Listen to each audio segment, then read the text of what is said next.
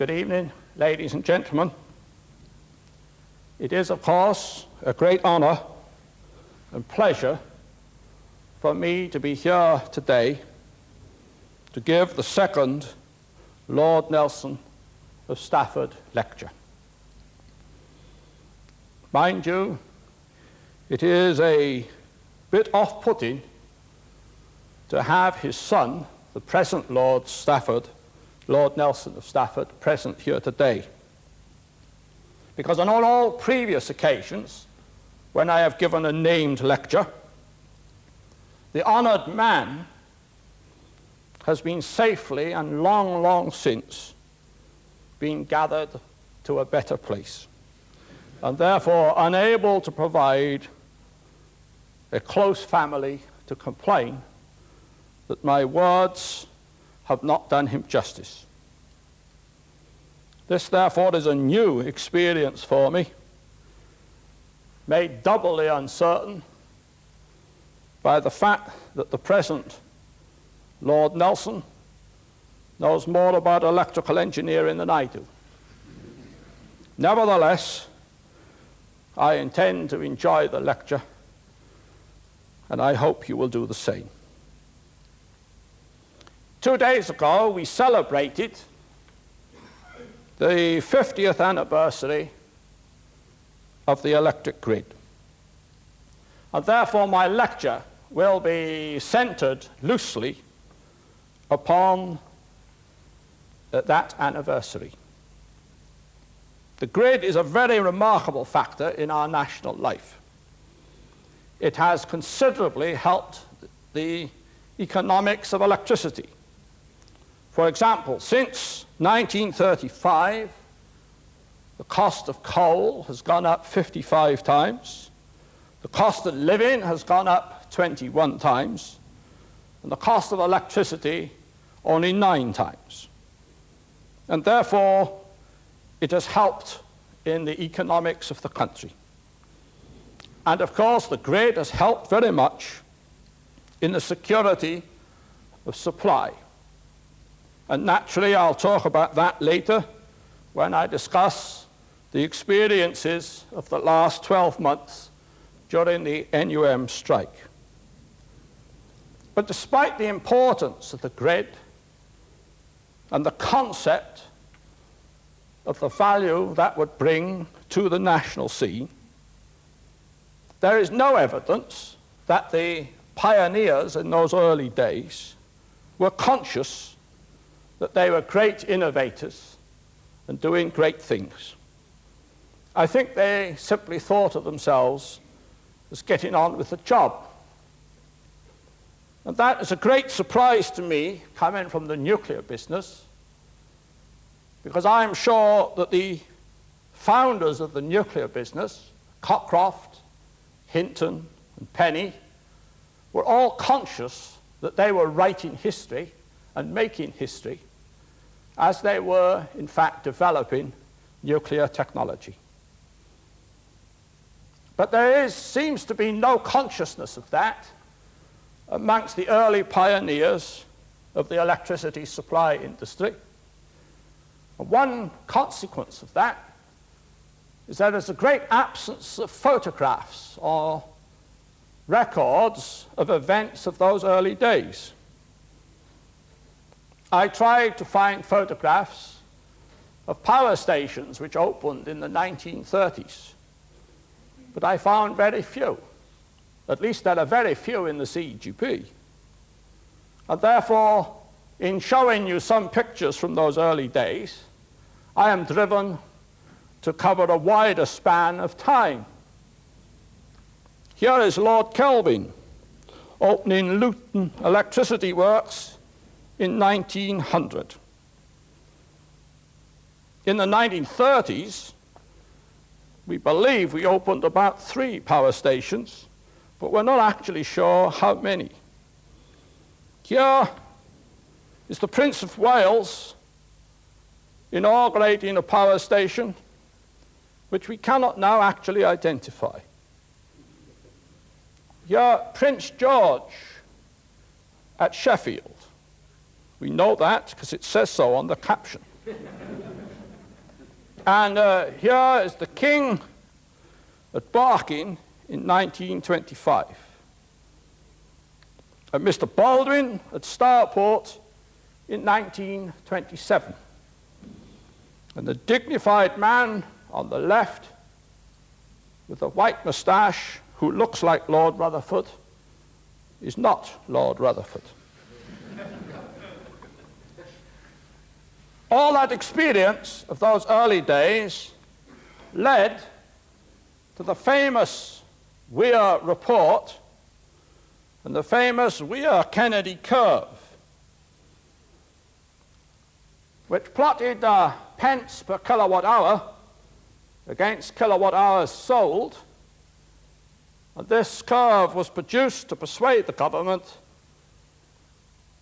that if the price of electricity was reduced, then consumption would grow enormously, and that therefore a grid and an electricity authority should be set up to achieve that positive purpose. As best I can understand the graph, the argument is totally spurious. Each point on the curve represents a particular electricity generating set, and therefore the curve simply demonstrates the economies of scale and has nothing whatever to do with the marketplace. Nevertheless, the important thing in arguments with the government is to win. And therefore, although I think the basis of the curve was unsubstantiated, the fact that the Weir Committee's report was accepted by the government of the day justifies, I suppose, the argument that was used. One of my colleagues, rather braver than wise, made a least squares fit to the curve and extrapolated to the modern day, and found that it fitted the present pence per kilowatt against size rather well. In fact, dramatically well. And I'll particularly draw your attention to the end point. And we see, therefore, that back in 1926, Weir and Kennedy successfully predicted the OPEC price rise, which took place in the 1970s. And by this, fulfilled Marshall's golden rule. Marshall's golden rule states that every economist predicted the OPEC price rise of the 1970s, but neglected to publicize his prediction until after the event. Hindsight is a very useful guide to the future. I actually had a letter today from the present Lord Weir, and he writes to congratulate the CEGB on the 50th anniversary of the national grid, and say how much his grandfather, who was the chairman of the Weir Committee, took pleasure in seeing this project to fruition. He also reminds me that his grandfather's pleasure in this event was matched by his disappointment that the government did not follow out the recommendation that he had made the year earlier, namely that the railways should be electrified. Maybe we should get the present government to look back again at their original Lord Weir report on the railways. Well, that Weir report led to the proposal for the electricity supply bill of 1926, which allowed for transmission and interconnection. It selected high-efficiency power stations for preferential treatment.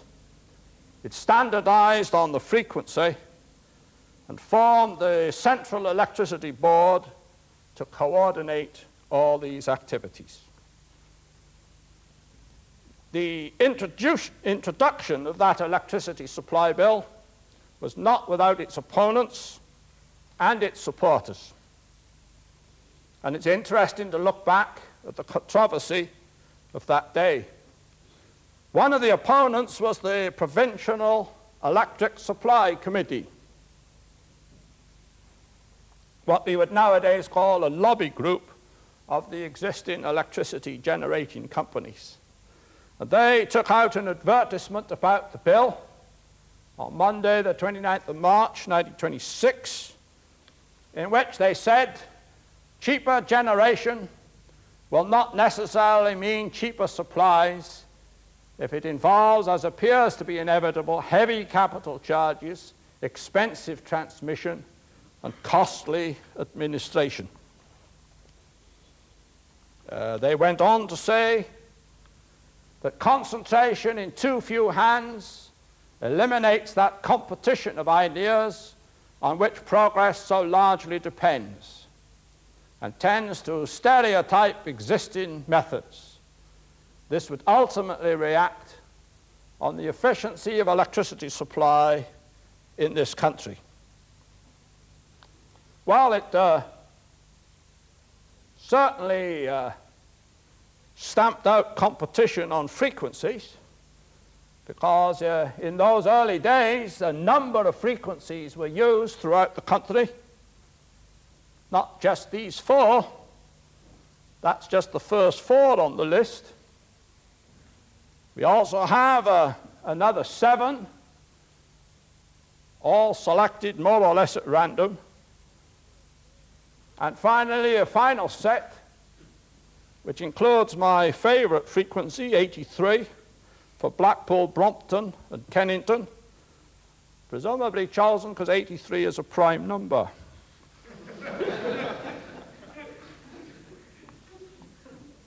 Well, fortunately, we are not blessed with this diversity and competition of ideas on frequencies.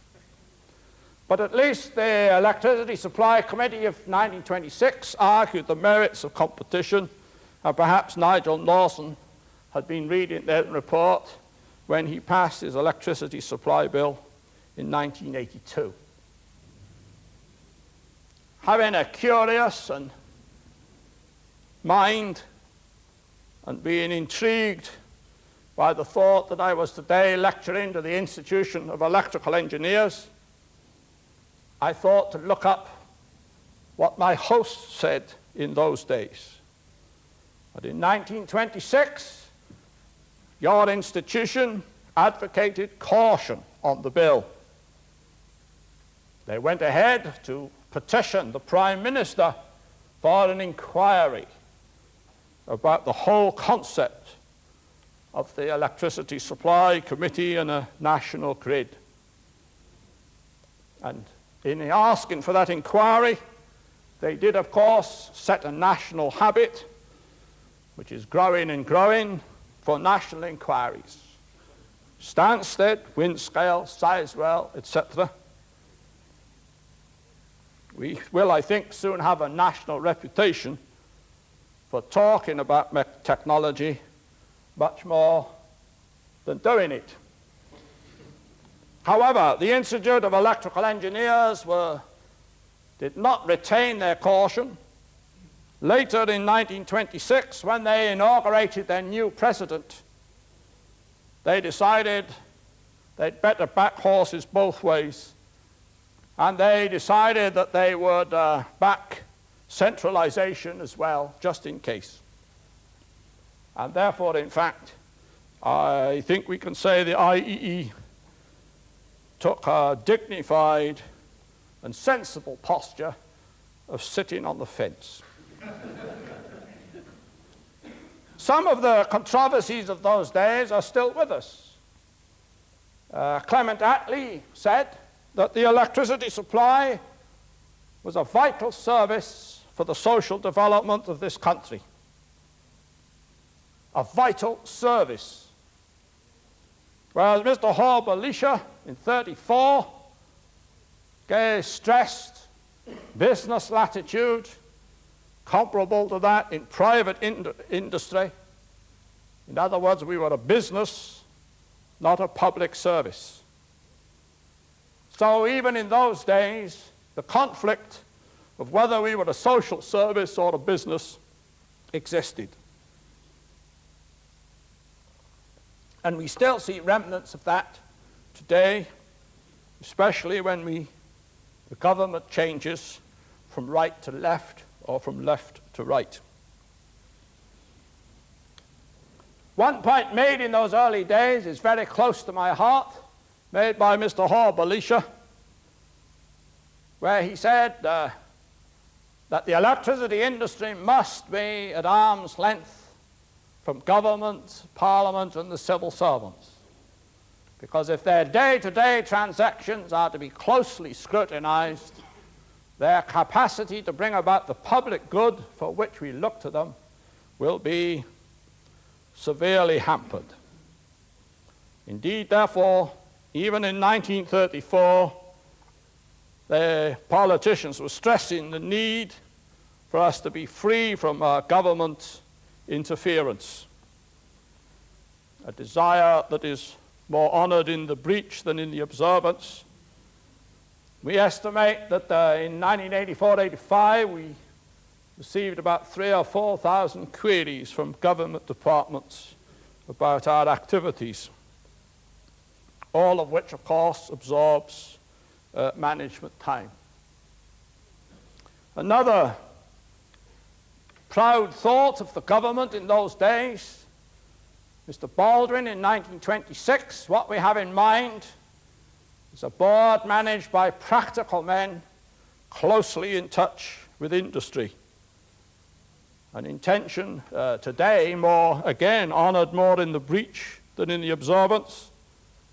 Presumably that's because the Electricity Council has as its chairman a very successful civil servant, and the CEGB has as its chairman myself, a sacked civil servant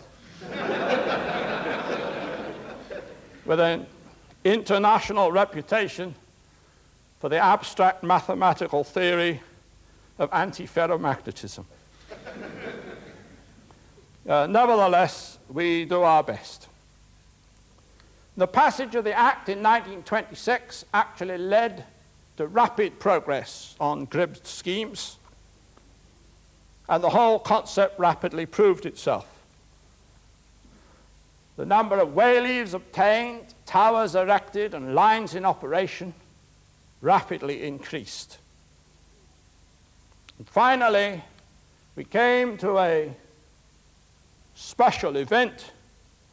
On an unrecorded day in 1936, an unknown engineer connected 6 electric areas supplied by 112 stations to provide over 4 million kilowatts, the largest number of generation stations ever operated in parallel up to that point in time. The experiment was successful, and the management therefore rapidly rushed to take credit for it, and said so in their annual report. Subsequently, they took fright at the risks of instabilities or breakdowns, and gave rigid instructions that it was never to happen again. They therefore rebuked the engineer who, in 1937, coupled up 7 regions. But fortunately, courage and confidence returned by 1938, and the coupling of the whole nation then became commonplace.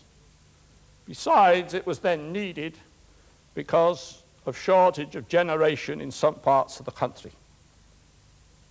The capital expenditure of the industry rapidly became rationalized, as shown in this graph.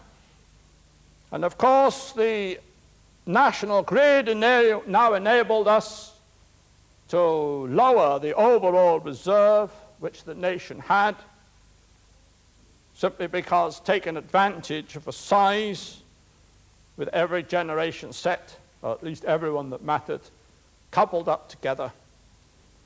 And therefore, in fact, this began the economies of scale that later persisted with the increase in size of the generation sets themselves.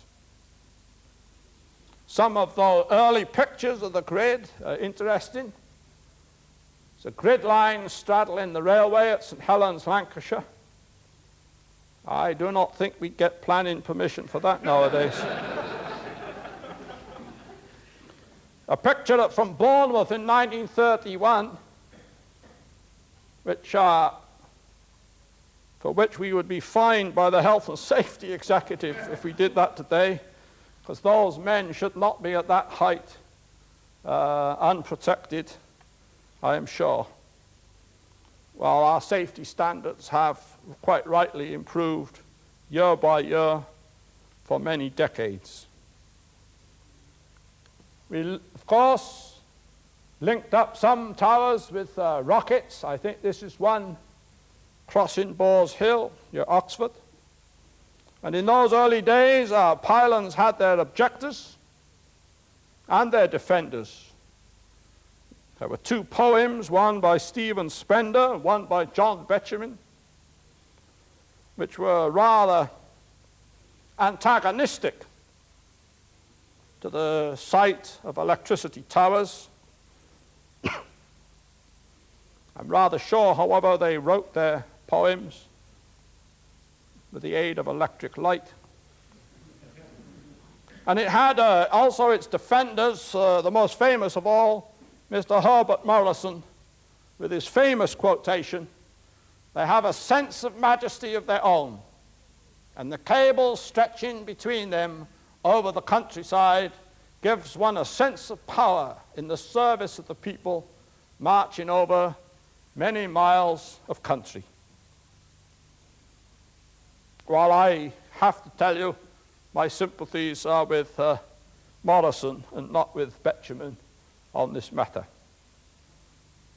We had some fun during the war, where straying barrage balloons dragging their cables caused more grid faults than enemy attacks and other defensive measures combined.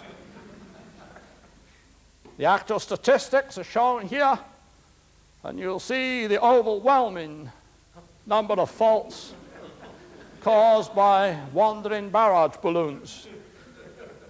And I'm told that Central Headquarters were able to ring up the RAF and tell them where the balloon was so that the fighters could go and shoot it down simply by plotting where all the breaks in the transmission lines were occurring. Another picture from those early days, a rather elegant Battersea power station in 1935 with two beautiful towers that we can admire and love. Later on, of course, Battersea acquired a third chimney, and it then became known as the three-point plug. And when it acquired a fourth chimney, it became so grotesquely ugly that all Londoners came to love it. So whereas they objected to its construction originally, they now object to its destruction, and we are to maintain it as a monument forever. But turning to the present day, I do not have to remind this audience that electricity makes a vital contribution to our lives. A vital contribution, so much so that you are not even conscious of it.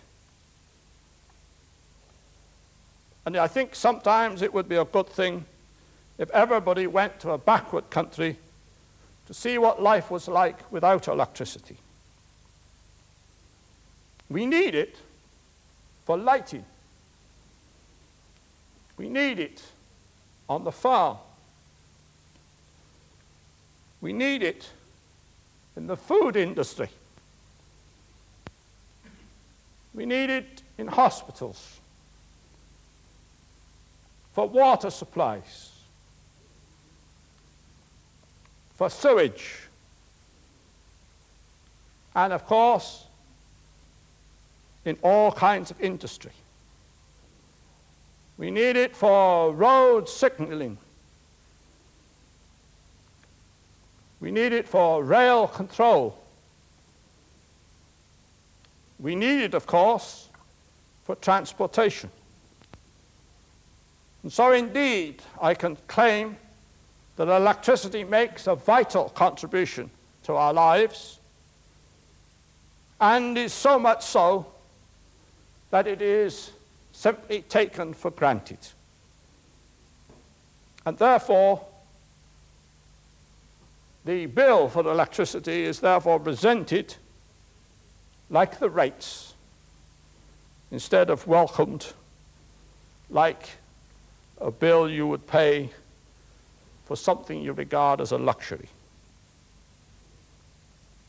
Indeed, the general public therefore takes the supply of electricity for granted, and they forget about the technology that is needed to ensure that it is there, and it is always there, reliably and as cheaply as possible.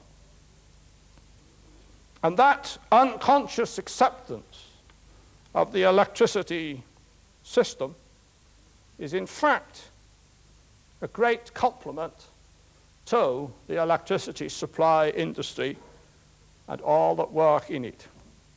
And I think we should regard it as a compliment rather than a neglect.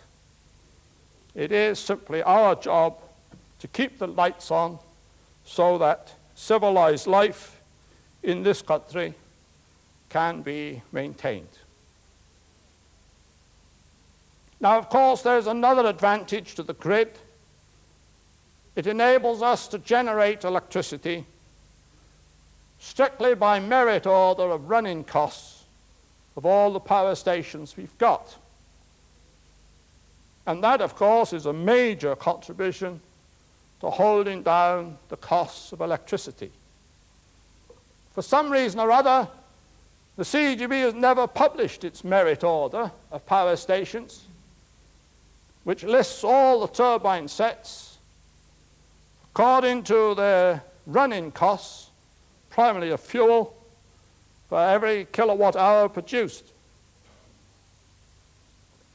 Here's the start of the merit order for 1983,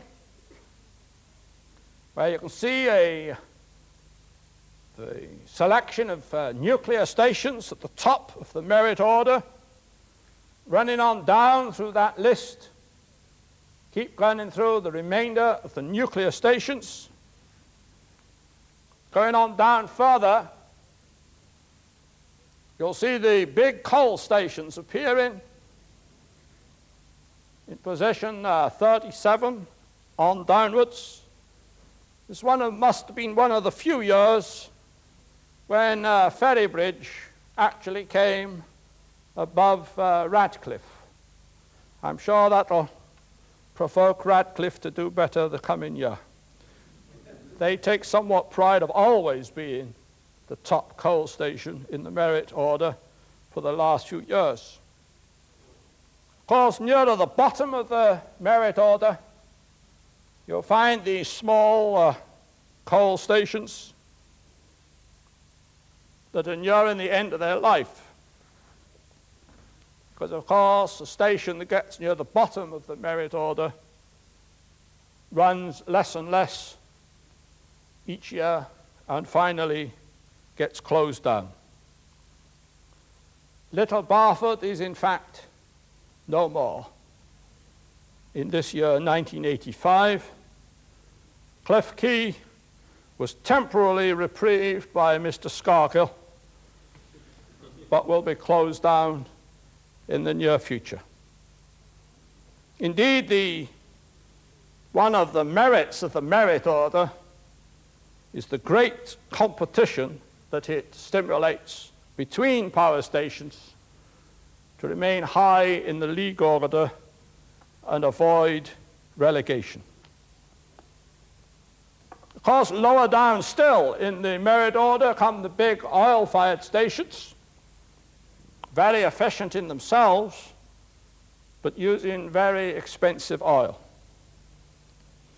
And actually, one of the great advantages of the events of this last year and the NUM strike is the change in the contents of my mailbag. I have always been besieged in earlier years with questions, why on earth did I keep those large oil stations in readiness, and why didn't I close them down to save money? Nobody has written to ask me that question during the last 12 months. Because as you know, they have all been operating flat out during the industrial dispute. This use of the merit order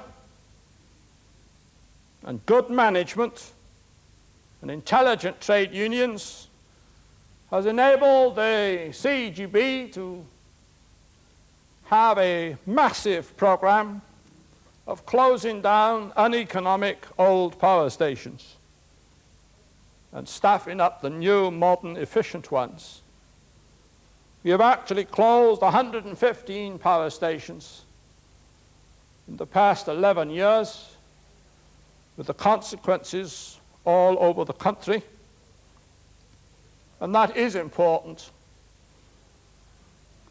There is no value at all to maintaining old power stations that no longer serve a purpose. It is a great managerial achievement and a credit to the CEGB and my predecessors and to our trade unions that that massive program of refurbishment has been carried out without controversy or national distress.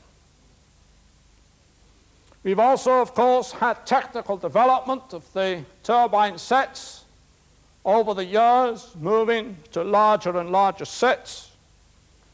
We have had troubles in the past, but we have seen our way through those, and averaging out the performance year by year, you will see that we are not only getting the performance of the sets up to the maximum feasible, but we are doing it more rapidly as we have gone up from one size to the next. And I think I can now say with some pride that we are now at the position where I can honestly claim that British turbines are the best in the world. As of today, GEC is the largest exporter of turbine generators in the world, and NEI machines for nuclear units have a world record for availability. That is a performance of our technology in which we can all take some pride. Another matter in which I have taken some pride in past years is that the financial state of the CEGB is the best I know of any electrical utility. My pleasure in that, of course, is weakened by the fact that in the past 12 months, because of the burning of oil, our financial position is nothing like so happy, and indeed looks rather sad for reasons that you all understand. I think I ought to say something about recent achievements and something, just a little, about the task we faced during the last year. The events of 84-85, during the NUM strike, the longest industrial strike in the nation's history, they presented the biggest challenge to the electricity supply industry that we have had since the war. But the lights did stay on. And as a matter of policy, we are not talking about our management or in any detail about our performance during that time. The dispute was not our dispute. We do not want to talk about it. We do not certainly want to get into a position where it seems to be the NUM versus the CEGB. And therefore, as a matter of principle, we are not discussing that in public, and nor will I discuss it in detail today. We are simply doing a technical and professional task. It is, by law, our task to keep the lights on, and it is simply in that way that we have performed over the last 12 months.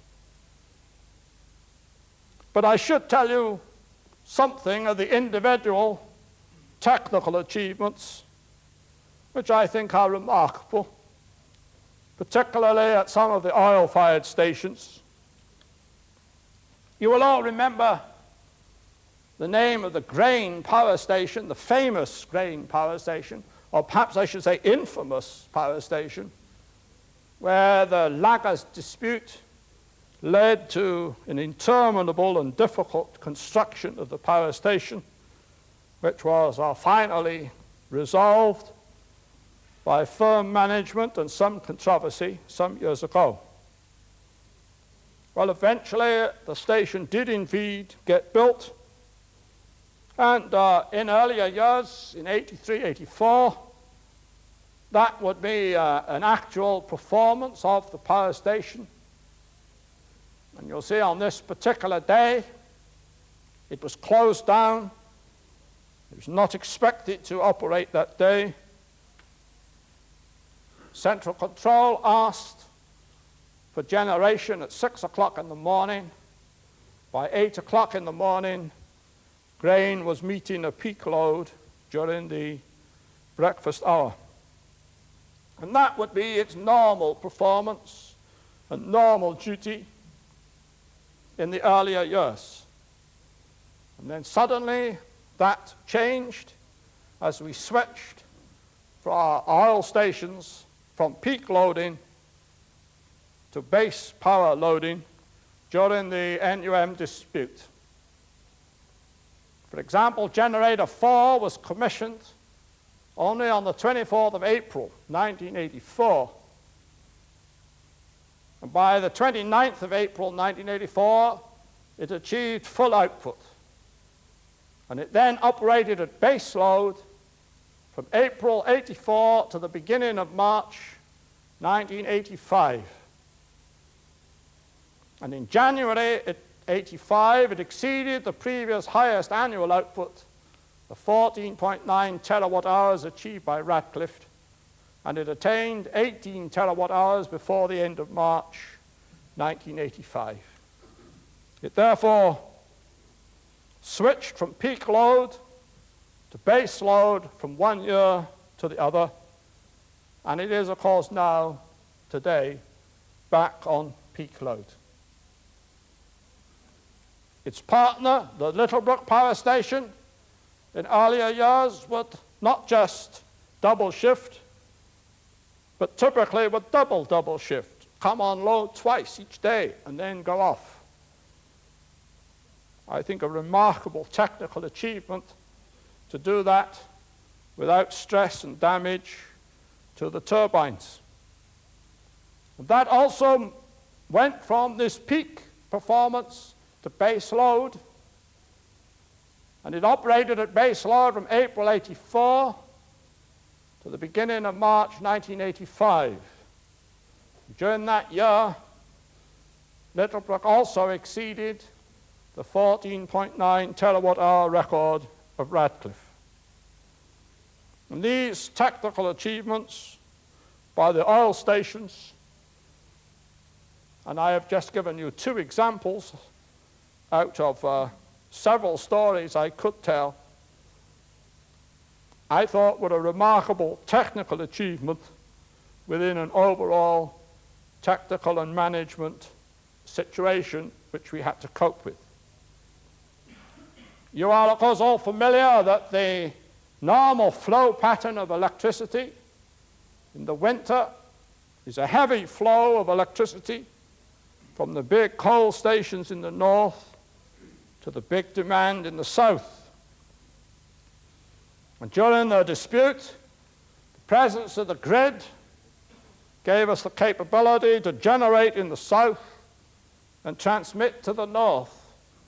And so the operation of the grid was changed in this dramatic and qualitative way. We didn't just survive the dispute and a dramatic interruption of our coal supplies. In addition to surviving, we also set 4 all-time records for generating electric power. You will remember that the winter was a cold one, and on Tuesday, the 8th of January, we set an all-time record for generation in England and Wales of 44,748 megawatts, and then proceeded to top that successively on the 15th, 16th, and 17th of January. And finally, the record now stands at 46,215 megawatts. So that was 4 records we set, exceeding each one in turn in the month of January. We nearly had a 5th record to mention to you, a record that we just failed to meet. If I can remind you about normal generation, let us say in 1983 and in the summer, we would be generating by nuclear and coal, and on a Sunday in August, we would normally have no oil generation at all during the day or night. And that, of course, is not at all unusual. That is now a regular expectation. But during the August of 1984, in the middle of the dispute, we nearly reversed the record, relying on nuclear and oil, and we came close to generating the nation's electricity without burning any coal at all. And if we had actually managed to do that, we would have set another national record of generating electricity without burning coal at all. However, that was one we just missed. And all this economic advantage and security advantage and flexibility is brought about by the existence of the grid. And I think, therefore, we should pay tribute to the early pioneers who conceived it and built it, and to everybody that has been connected with it. I did make some attempt to think, who should I specially pick out for mention concerning the grid? But that is a very difficult task. And I shall therefore confine myself only to some of the more recent contributions that I personally know about. I think it is proper to mention the name of Donald Cherry for the designer of the supergrid, for Dennis Lomer for the immense task of constructing that, for Andrew Cooper for the early work of operations of it, and more recently, Peter Howard, just retired, for the work he did on establishing the Channel link with France. And I think finally I should mention Jim Craig, who on the 1st of March took over responsibility for the transmission effort of the CEGB. There are many other names I could and should mention, but they are too numerous to list off today. And I must apologize to those that I have missed off but should have mentioned I have missed them out solely because of my own ignorance, not from any underestimate of other people's contribution. But of course, in talking to you about the operations of the last year, I cannot resist the temptation to tell you of the one day off that we had to enjoy ourselves in the middle of the NUM dispute. And you may remember we have had a running controversy about the safety of our nuclear fuel flasks, whether they would or would not survive a rail accident.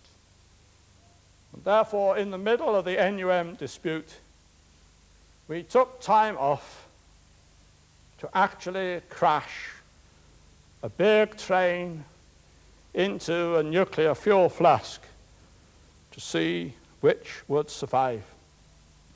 And for the sheer pleasure of looking at it again, I would like to show you that next.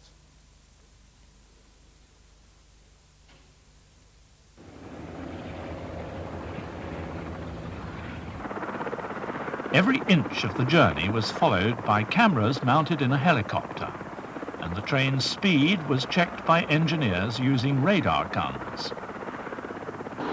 Eventually, it reached 100 miles an hour.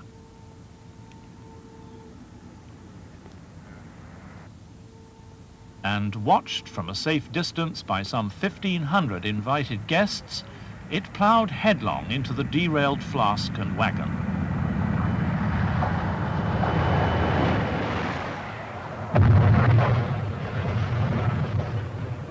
32 different cameras captured the scene from many different angles.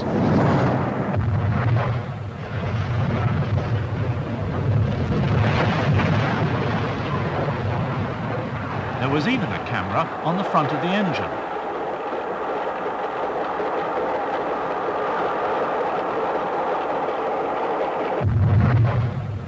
But whichever way you looked at it, it was a tremendous test of the strength of the fuel flask.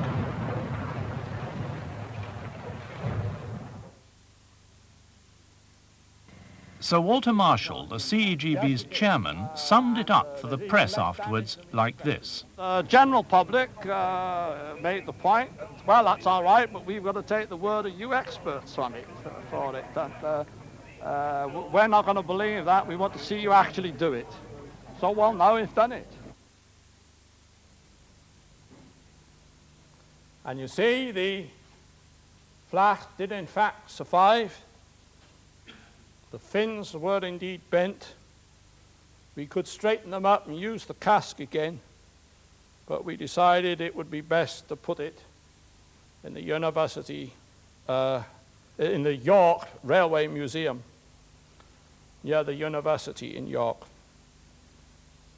We enjoyed that day. It was a welcome respite from the rigors of maintaining the electricity supply. And we not only enjoyed that day, we had a double bonus of being able to enjoy the cartoons the following day.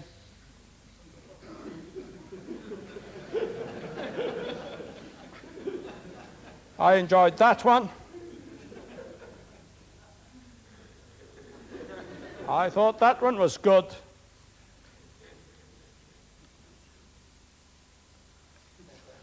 I'm not quite sure if I've understood that one. I'm not sure why the man has two heads.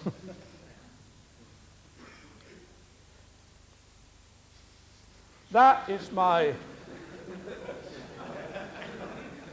second favorite, but the best of all, in my opinion, is this one.